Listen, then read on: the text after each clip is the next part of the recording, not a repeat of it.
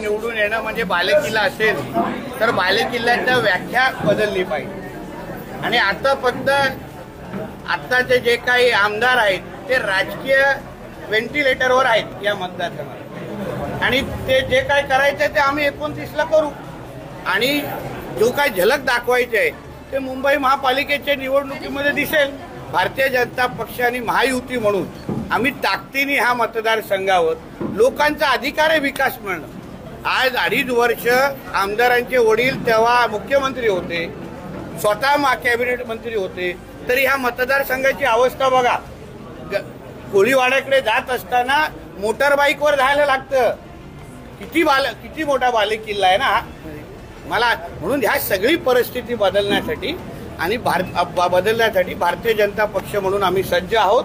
आणि येणाऱ्या दिवसामध्ये असेच लोकोपयोगी कार्यक्रम, आज बघा कोळी समाजाच्या महिलांच्या आरोग्य तपासणीचा विचार हे आमच्या भारतीय जनता पक्ष आणि सामाजिक संघटनेने एकत्र येऊन केलेला आहे। ज्या कोळी भगिनी